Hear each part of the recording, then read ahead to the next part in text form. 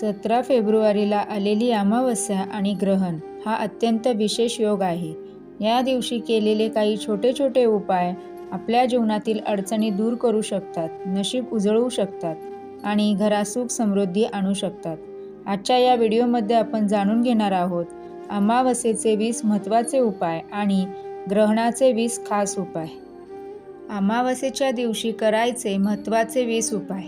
पितरांसाठी दीप लावा, काळ्या तिळाचे दान करा, पिंपळाच्या झाडाला पाणी घाला, गरजूंना अन्नदान करा, घरात गंगाजल शिंपडा, हनुमान चालीसा वाचा, काळ्या कुत्र्याला भाकर द्या, कावळ्यांना अन्न द्या, शिवलिंगावर पाणी अर्पण करा, संध्याकाळी तुपाचा दिवा लावा, गरिबांना कपडे दान करा, घर स्वच्छ ठेवा, देवाचे नामस्मरण करा, तुळशीला पाणी घाला, आई वडिलांचे आशीर्वाद घ्या, मीठ पाण्याने पुसून नकारात्मकता दूर करा, दारात रांगोळी काढा, काळे तीळ वाहत्या पाण्यात सोडा, शांत राहून ध्यान करा, वाईट सवयी सोडण्याचा संकल्प नक्की करा. अमावस्येची रात्र ही शक्ती उपासनेसाठी अत्यंत पवित्र मानली जाते. या दिवशी काली मातेची भक्ती आणि काही सोपे उपाय केल्याने नकारात्मकता, घरातील दरिद्रता दूर होते, भीती कमी होते आणि जीवनात संरक्षण व शक्ती मिळते. आज मी तुम्हाला असेच काही 10 कालीमातेचे उपाय सांगणार आहे, जे तुम्ही 17 फेब्रुवारीला करू शकता.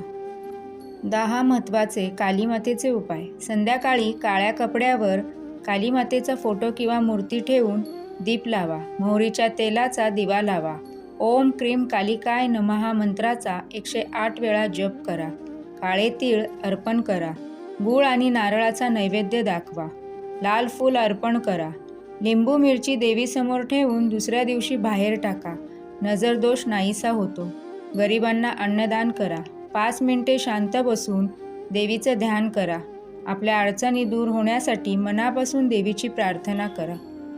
आता जाणून घेऊया ग्रहणाच्या दिवशी करायचे ग्रहणाचे 20 महत्त्वाचे उपाय.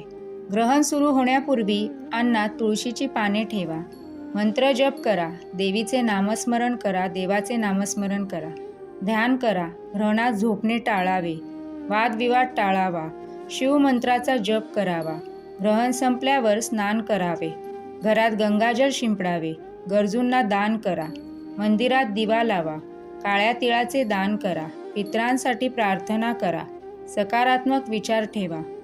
गर्भवती महिलांनी विशेष काळजी घ्यावी. ग्रहणाच्या दिवशी काहीही चिरू नये. ग्रहणानंतर घर साफ करा, सूर्यदेवांना अर्घ्य द्या, गरिबांना अन्नदान द्या, घरात शांतता ठेवा आणि ग्रहण संपल्यानंतर आंघोळ करून देवाचे आभार माना. हे उपाय श्रद्धेने आणि मनापासून केले तर नक्कीच चांगले परिणाम मिळतात. अमावस्या आणि ग्रहण हा काळ शक्ती उपासनेसाठी खूप महत्त्वाचा मानला जातो. या दिवशी श्रद्धेने केलेले छोटे उपायही मोठे सकारात्मक बदल घडवू शकतात. हा व्हिडिओ तुम्हाला आवडला असेल तर लाईक करा, शेअर करा आणि अशाच धार्मिक व उपयुक्त माहितीसाठी आपल्या चॅनेलला नक्की सबस्क्राईब करा. धन्यवाद. श्री स्वामी समर्थ.